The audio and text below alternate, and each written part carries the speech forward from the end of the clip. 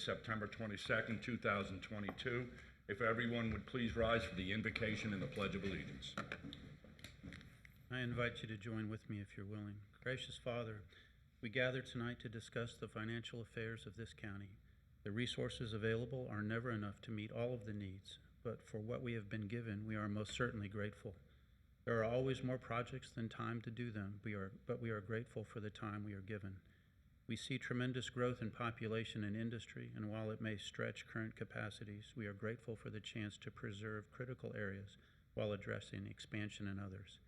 In these discussions this evening about the vision of this commission for this community, may they receive wisdom and discernment as they consider the most pressing issues of the day, while keeping a keen and clear eye on what the future holds. Amen. Amen.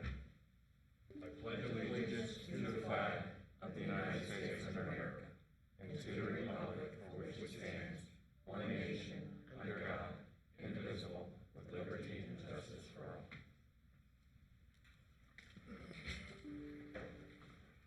Okay. The purpose of the public hearing is to adopt the final millage rates and the budget for fiscal year 2022-2023. Please note to all members of the public, we have staff available this evening to review and discuss your personal notice of proposed property taxes recently received from the property appraiser. Staff members of the property appraiser's office are located in the entrance in the chambers as well. Howard? Mr. Chairman and Board of County Commissioners, at this meeting, we will be setting the final millage rates. And before we begin, I'd just like to thank this board for all of their hard work over the past months to get us to this point. I'd like to thank our administrative team, Mark Satterley and Alfonso Jefferson. I'd like to thank Jennifer Hill, Mark Lozier, and the entire budget office for all of their diligence, our department heads, our agency representatives, as well as our constitutional officers who work with us so closely on these numbers. With that being said, I would ask that the Office of Management and Budget read into the record the final millage rates being considered for fiscal year 22-23, which are used to fund the portion of the fiscal year 22-23 budget that is supported by property taxes. Mark? Mark Lozier, the Budget Manager. Mr. Chairman and Board of County Commissioners, I would like to take a moment to review some terms for the public that we will use frequently tonight. Key terms, millage rate. The millage rate is the amount per $1,000 of property value that is used to calculate property taxes. Second term is the rollback rate. That's the millage rate that would generate the same ad valorem tax revenue as was generated the previous year, excluding changes from new construction, annexation, or de-annexation. Finally, the aggregate millage rate. That's the rate obtained by dividing the sum of all of the ad valorem taxes levied by the board by the taxable value of the county. The aggregate rate provides a way to make comparisons of the total tax rate to the rollback rate. The aggregate millage rate for FY 22-23 budget is 8.2110, which is a 4.09% decrease from the current FY 21-22 aggregate millage rate, or a 7.88% increase from the FY 22-2023 aggregate rollback rate of 7.615. It is now time to announce the individual millage rates for the final millage rates for FY 22-2023. The general fund millage rate, 4.2077. Fine and forfeiture fund, 2.7294 mils.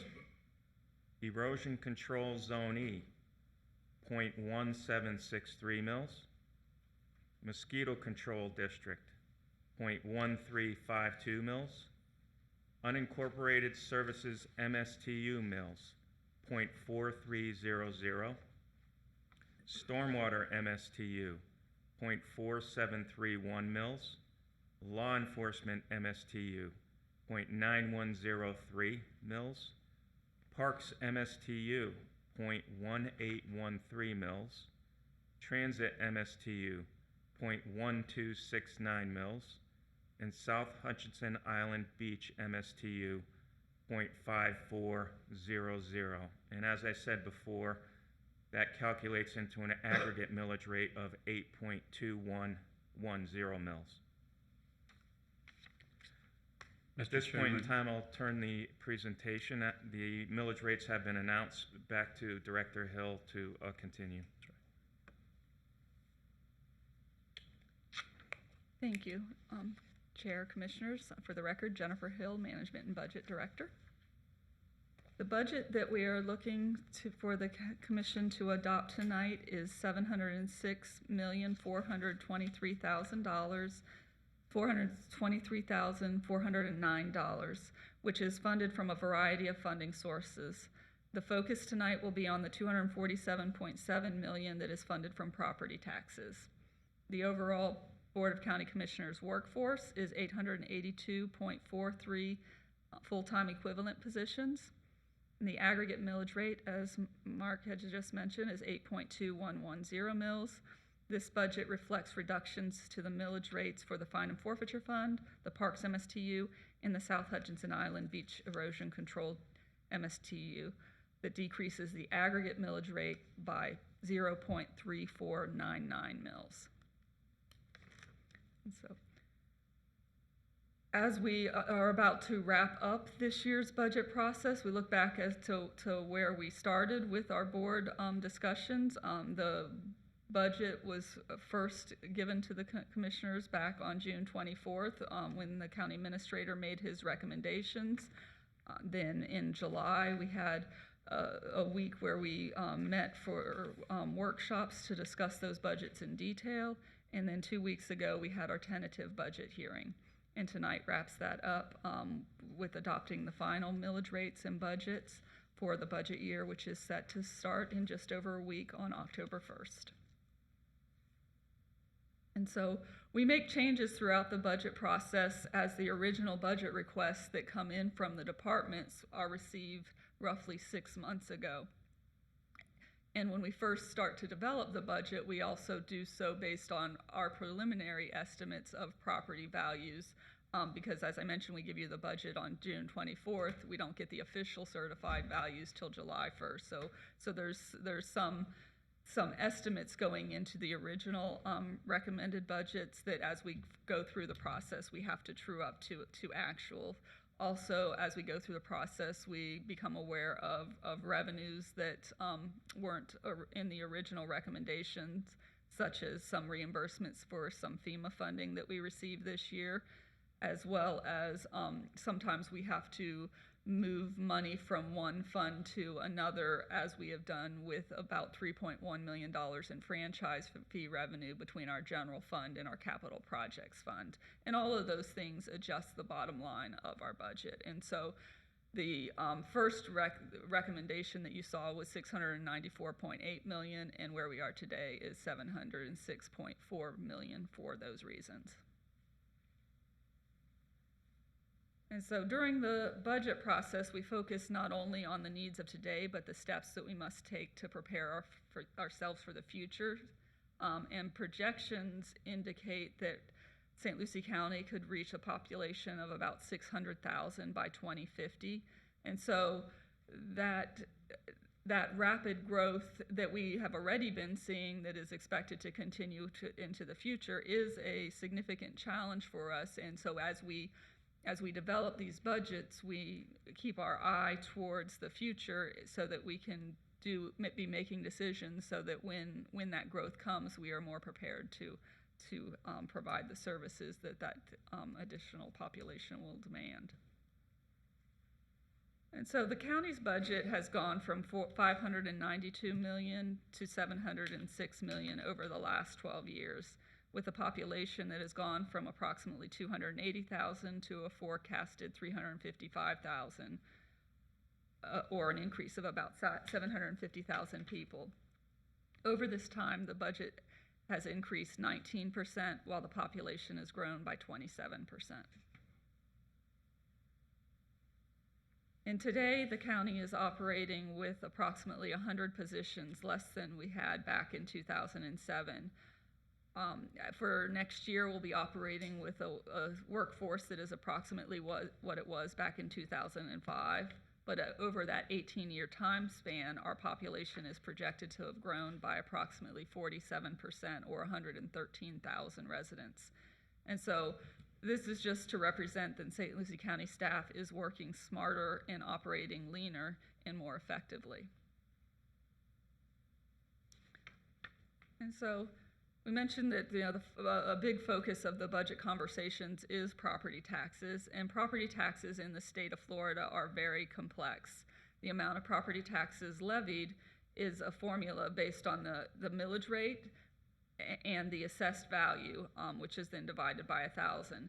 And so as we see by this formula, there are two factors that really drive how much somebody pays in property taxes: the millage rate and the assessed property value. So the first factor in the taxes is the millage rate.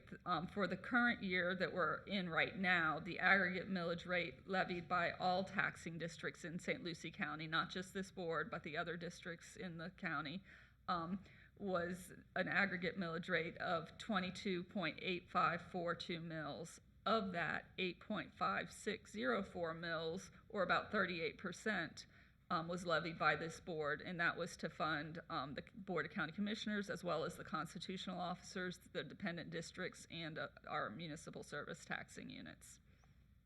The upcoming year will be the third year that St. Lucie County has reduced the millage rates consecutively, and it will take a collective effort by all of the taxing agencies to be able to make a significant impact in the overall tax bill. And so the second factor in the taxes levied is the property value. This year, the highest per capita property value was Monroe County at $380,000, and the lowest was Union County at $18,591. The statewide average was $102,919, and St. Lucie County was $75,501. So St. Lucie County's property value was approximately 27% lower than the statewide average. And so we analyzed the taxes on the tax bill that the different Board of County Commissioners in each county has control over. While each of the services under those jurisdictions can vary, the lowest aggregate millage rate was Monroe County at 3.3679 mils. The highest was Dixie County at 13 mils. And for the 67 Florida counties, the average millage rate was 8.0080 mils, while St. Lucie County was 8.5604 mils. And so this graph shows the per capita taxes ranging from $186 in Union County to $1,496 in Martin County. The statewide average was $706, and St. Lucie County collected $646 per capita. And so overall, while St. Lucie County's millage rate is higher than the average, the property values are lower than the average, and when you take those two factors together, you have a result of actual tax dollars collected per capita from Board of County Commissioners of an amount that is slightly lower than the statewide average. And so for the upcoming year, we also look both at what's happening to the millage rates and what is happening to the property values. And so when we look at the change in the millage rate for the coming year, how that affects a property owner on South Hutchinson Island, the millage rate is decreasing by 0.4243 mils, which equates to $42.43 per $100,000 of property value, or $135.78 for a $370,000 homesteaded home. For all other properties, that millage rate decrease is 0.3030 mils, which equates to $30.30 per $100,000 of property values, or $96.96 for a $370,000 homesteaded home. And so when we look at the when we look at the property values, what we see is that we have had a very healthy increase in the property values this year. It is the largest increase in property values that we've seen since we went into the Great Recession. And so the total countywide property values are going up by 17.8%.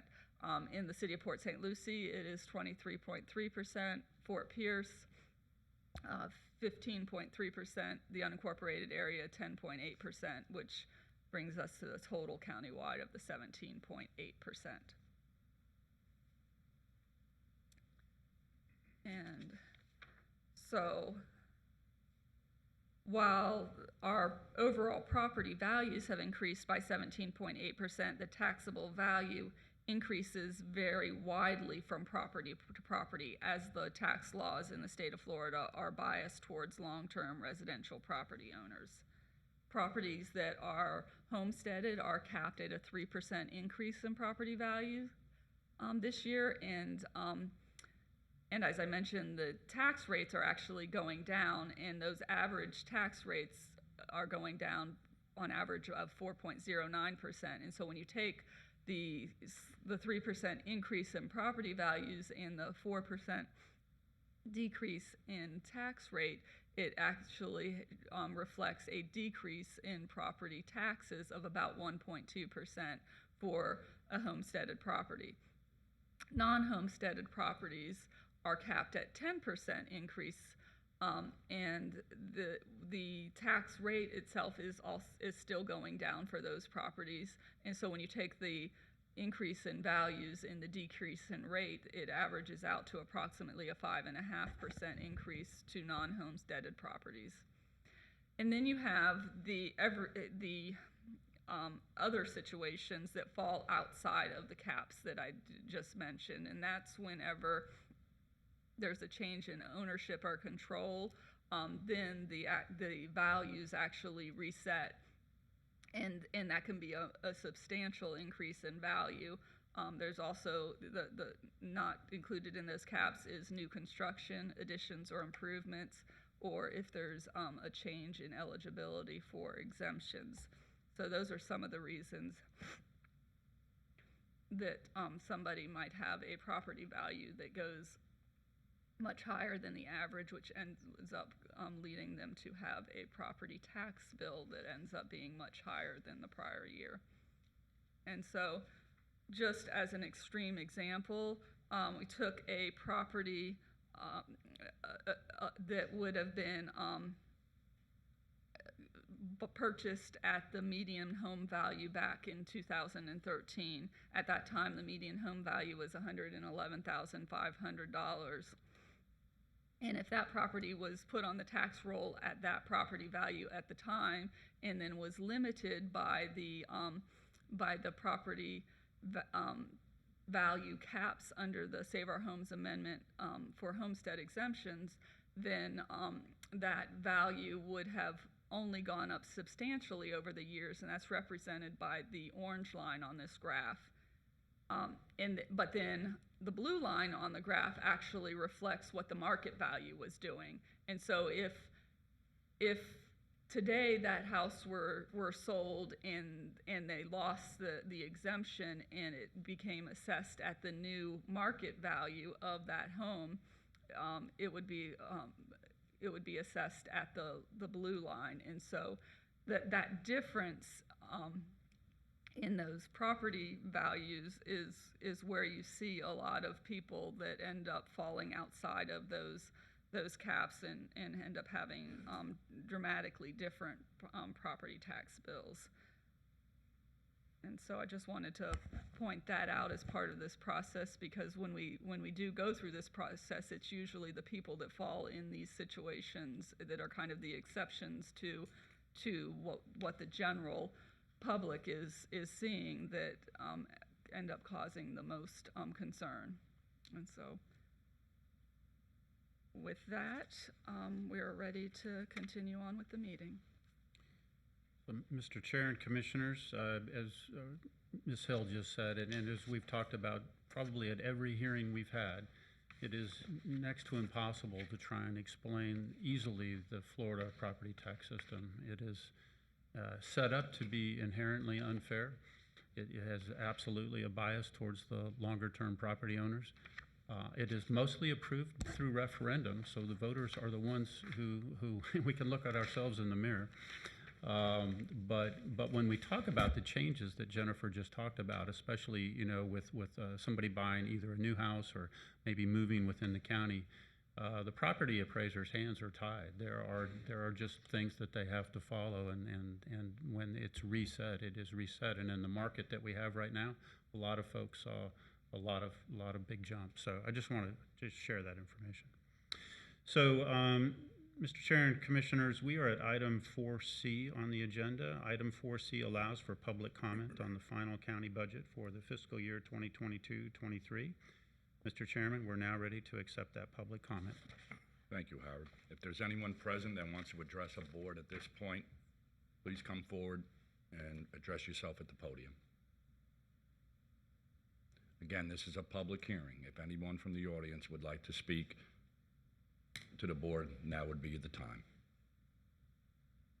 Seeing none, I'll close public discussion. Mr. Chair, this takes us to agenda item 4D. It is recommended that the Board of County Commissioners discuss the final fiscal year 2022-23 millage rates and budget. Any changes to the millage rates under this item will be recomputed, announced, and adopted under item 4E. The next slide or no? Okay. From the dais, is there anyone would like to speak about any changes to the millage? Mr. Chair, I'm not going to talk about any changes to the millage because I'm really kind of proud of what we've done this past year, but I do want to offer my thanks, as I did at the tentative, to the staff that has worked so diligently and followed the request of this board to continuously continue down the road of dropping that millage, and I'm especially proud that this board chose to even go more this year. So if there isn't any further discussion, I would be very proud to make the motion. We have a motion by Commissioner Hutchinson, a second by Commissioner Townsend. All those in favor, or do we have to do a roll call? Okay. Madam, hey, before we do the roll call, I just want to concur with what Commissioner Hutchinson said. For the last 4 years since I've been here, we've been cutting ribbons and cutting tax rates, and I'm really, really proud of that. I'm proud of the people sitting up here at the dais that, they worked hard, and staff worked really hard this year, and I'm proud of the job that we've done. So, Madam Secretary, please call the roll. Commissioner Bartz? Yes, ma'am. Commissioner Dazowski? Yes, ma'am. Commissioner Townsend? Yes, ma'am. Commissioner Hutchinson? Yes, ma'am. Chair Mitchell? Yes, ma'am.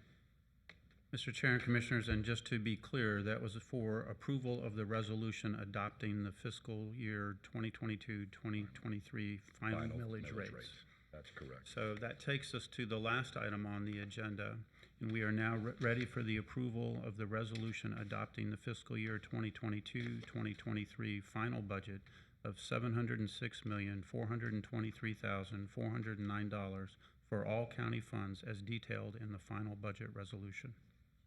Do I have a motion? So moved. We have a motion by Commissioner Bartz. Second? Second. Second by Commissioner Zadowski. Madam Secretary, please call the roll.